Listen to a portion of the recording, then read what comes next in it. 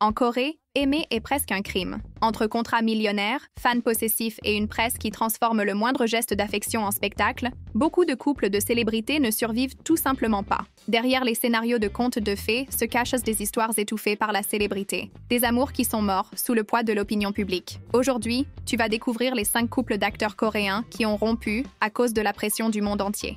Certains amours naissent déjà trop lumineux pour pouvoir vivre en paix. Celui de Hyun Bin et Song Hye-kyo a commencé dans les coulisses de The World That They Live In, un drame sur 2 acteurs qui luttent pour concilier vie publique et sentiments. En jouant un couple à l'écran, ils ont découvert que la chimie entre eux était bien réelle. Ce qui avait commencé comme une amitié professionnelle s'est transformé en une relation sincère. Mais dès le début, ils savaient qu'ils n'auraient pas droit à l'anonymat. En Corée, l'amour entre 2 stars est un spectacle national. Quand la presse a découvert leur relation, les magazines les ont photographiés comme s'ils étaient les héros d'un conte de fées. Le public voulait des détails, rêvait d'un mariage, exigeait des sourires coordonnés. Chaque sortie était analysée, chaque regard devenait un article. Hyun Bin grandissait comme symbole de charisme et de sérieux, mais Song Hye-kyo subissait la pression réservée aux femmes dans l'industrie. On la qualifiait d'ambitieuse, de froide, de distante. Le même pays qui idéalisait leur histoire semblait vouloir la détruire. Avec le temps, la routine est devenue insupportable. Les tournages, les interviews et la surveillance constante les faisaient ressembler à 2 prisonniers. Ils ne pouvaient pas se tenir la main sans que les flashs n'éclatent, ni passer un jour séparé sans que les médias n'annoncent une crise. L'intimité a disparu. Quand Hyun Bin a dû se préparer pour son service militaire obligatoire, la distance a été la goutte d'eau qui a tout fait basculer. Au début de 2011, la romance s'est terminée. Aucun ne blâmait l'autre, mais tous 2 savaient qu'il était devenu impossible de vivre sous une telle pression. Même séparés, ils restent dans les mémoires comme l'un des couples les plus emblématiques de la télévision coréenne. Hyun Bin a reconstruit sa vie et est aujourd'hui marié à Son Ye-jin, une autre partenaire de tournage, tandis que Hye-kyo demeure un symbole d'élégance et de résilience. Ce qu'ils ont vécu n'était pas un échec, mais une conséquence. En Corée, la culture de l'idolâtrie transforme les artistes en propriété publique. Quand le public exige de participer à la vie amoureuse de ses idoles, aucun amour ne dure très longtemps. L'histoire de Hyun Bin et Song Hye-kyo fut belle, mature et profonde, mais aussi le portrait de la fragilité de ceux qui essaient d'aimer sous les projecteurs. Ils étaient 2 personnes qui s'aimaient sincèrement, mais à qui l'on n'a pas permis de vivre cet amour en paix. Au final, il n'y avait pas de méchants. Seulement la certitude que, dans l'industrie coréenne, la lumière qui éclaire finit aussi par brûler. Et c'est dans cette lumière qu'un des plus beaux amours du pays s'est éteint. Quand la relation entre Lee Dong-wook et Suzy a été révélée. Vers la mi-2018, la Corée a retenu son souffle. Il avait plus de 30 ans, une carrière solide, des rôles intenses et une réputation d'homme réservé et mûr. Elle, à peine dans la vingtaine, était vue comme la petite amie de la nation, symbole de jeunesse et de pureté. La différence d'âge de 13 ans est devenue immédiatement une arme pour l'opinion publique. Ce qui aurait pu être une rencontre entre 2 âmes à des moments différents de leur vie s'est transformé en champ de bataille de perception et de jugement. Les premiers jours, les manchettes parlaient de l'audace de Suzy et de la responsabilité de Lee Dong-wook. En ligne, certains disaient qu'il était trop vieux pour elle. D'autres le critiquaient pour avoir profité de la naïveté d'une jeune fille. En Corée, où l'image est une religion, une telle relation défiait les normes invisibles de ce qu'un star a le droit d'aimer. Une société qui prétend être moderne reste profondément conservatrice en matière de romance. Suzy, déjà critiquée après sa rupture avec Lee Min-ho, fut à nouveau attaquée, comme si elle n'avait pas le droit de retomber amoureuse.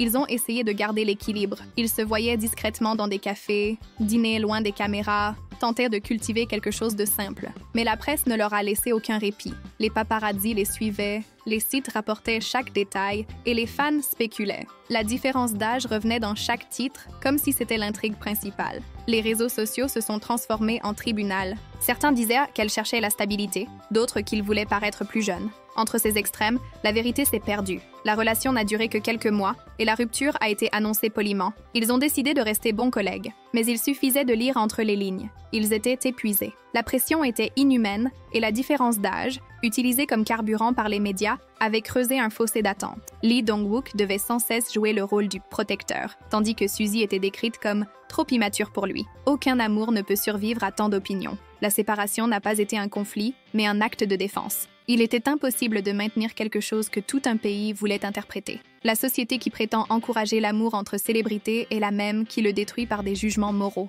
Et dans leur cas, la différence d'âge est devenue le symbole d'une inégalité sociale déguisée en curiosité. Aujourd'hui, tous deux ont avancé, avec des carrières solides et des vies privées plus protégées. Mais leur histoire reste une amère leçon. En Corée, même l'amour doit correspondre à des normes d'apparence et d'âge. Quand il ne rentre pas dans ces cases, il est rejeté, non pas par la fin du sentiment, mais par la cruauté d'un public qui confond morale et contrôle. Certaines relations ne peuvent même pas éclore, car elles sont arrachées avant d'exister. Celle de Lee Jae-wook et Karina, du groupe aespa, en est un exemple. Quand la nouvelle a éclaté en février 2024, le pays entier s'est arrêté. Lui, l'acteur du moment, salué pour son jeu intense dans Alchemy of Souls, considéré comme le nouveau prince des dramas. Elle, une des idoles les plus aimées de Corée, symbole d'une génération alliant talent, beauté et discipline. Leur rencontre ressemblait à un conte de fées, jusqu'à ce que le public décide d'en faire une tragédie. La relation était récente, mais le simple fait qu'ils existent ensemble a déclenché une tempête. Des fans furieux ont commencé à attaquer Karina, disant qu'elle avait trahi l'amour des fans et mis en danger l'image du groupe. Habituée à la pression, la chanteuse s'est vue obligée de présenter des excuses publiques, une des scènes les plus tristes de la culture pop coréenne. Elle a écrit une lettre à la main, disant qu'elle avait profondément réfléchi et qu'elle avait déçu des personnes importantes. Tout cela simplement parce qu'elle était tombée amoureuse. Lee Jae-wook, lui, a choisi le silence. Il savait que chaque mot serait déformé. Pourtant, il a été entraîné dans le chaos. Des émissions de divertissement ont commencé à questionner sa responsabilité et des chroniqueurs l'ont qualifié d'imprudent. En quelques jours, une histoire qui aurait pu rester douce et discrète est devenue un scandale national. Et quand le scandale devient plus grand que le sentiment, l'amour ne survit pas. La rupture est venue rapidement, annoncée dans un communiqué froid. Ils ont décidé de rester collègues et de se concentrer sur leur carrière. Une phrase glaciale pour clore quelque chose qui n'avait pas eu le temps d'évoluer. Derrière se cachaient peur, tristesse et une dure leçon. Dans l'industrie coréenne, les artistes n'appartiennent pas à eux-mêmes, mais à l'opinion publique. Aimer, c'est enfreindre un contrat sévèrement puni. L'affaire Lee Jae-wook et Karina a mis en lumière le fossé entre image et réalité. Les fans disent vouloir le bonheur de leurs idoles, mais seulement si ce bonheur correspond à leurs fantasmes. La culture de l'idolâtrie crée des liens unilatéraux qui ne tolèrent aucun rival, et le prix pour briser cette illusion est élevé. Ils ne se sont pas séparés à cause de jalousie ou d'incompatibilité, mais parce que le public ne leur a pas permis de continuer. Nam Joo-hyuk et Lee Sung-kyung formèrent le couple parfait aux yeux du public. Jeunes, talentueux et magnifique. Ils s'étaient connus comme collègues à la YG Entertainment et étaient amis bien avant de jouer ensemble dans Weightlifting Fairy Kim Bok-joo, le drama qui scellerait leur destin. Leur alchimie à l'écran était si naturelle que les fans rêvaient d'un vrai couple. Quand leur relation a été confirmée en 2017, la fiction semblait devenue réalité. La Corée fondait, mais seulement pour un instant. Mais ce même public qui les applaudissait fut le premier à juger. L'exposition médiatique fut immédiate. Ils n'étaient plus deux amoureux, mais un produit de marketing. Chaque geste, chaque absence devenait une nouvelle.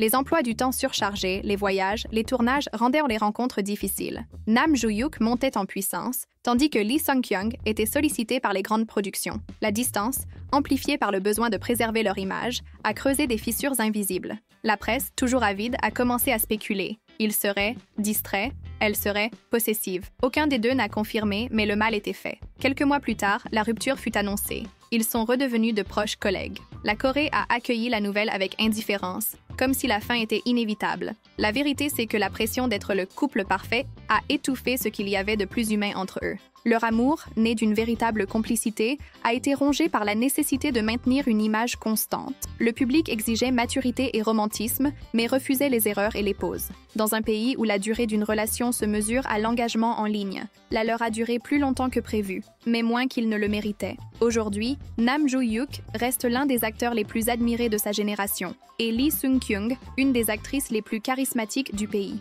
Tous deux parlent rarement de leur histoire, par respect et par lassitude. Parfois, la plus grande preuve d'amour, c'est de laisser partir avant que le monde ne détruise ce qu'il reste. L'affaire Seo Ye-ji et Kim Jong-hyun fut peut-être la plus tumultueuse de toutes. Ils se sont rencontrés vers 2018. Alors que Jong-hyun cherchait encore sa stabilité et que Ye-ji était considérée comme l'une des actrices les plus prometteuses et énigmatiques du pays. Leur relation, discrète au début, s'est rapidement transformée en une histoire de contrôle, de jalousie et de pouvoir, amplifiée et déformée par les médias. Quand le scandale a éclaté des années plus tard, la Corée a assisté à l'effondrement public d'un couple qui n'existait déjà plus. En 2021, Kim Jong-hyun a été accusé de comportements inappropriés sur le tournage du drama Time. Il aurait traité l'actrice principale avec froideur et exigé de retirer les scènes romantiques. L'affaire a provoqué un tollé, jusqu'à ce que des messages supposément échangés révèlent que Seo Ye-ji l'aurait poussé à agir ainsi, lui interdisant tout contact physique avec d'autres actrices. Bien que jamais confirmés officiellement, ces messages ont suffi à détruire leur carrière. La Corée, qui adore désigner un coupable, a choisi Yeji comme cible. On l'a accusé de manipulation, d'abus psychologiques, voire de sorcellerie émotionnelle. Des contrats publicitaires ont été annulés, des films reportés, et son nom a disparu de la télévision. Jung-hyun, lui, a été présenté comme une victime. En quelques jours, une relation privée est devenue un procès public. Des proches ont affirmé que leur histoire était terminée bien avant le scandale, mais la presse n'a pas voulu l'entendre. Ce qui comptait, c'était le spectacle. Seo Ye-ji s'est retiré pendant près d'1 an avant de revenir dans Eve, tandis que Jung-hyun tentait de reconstruire sa réputation.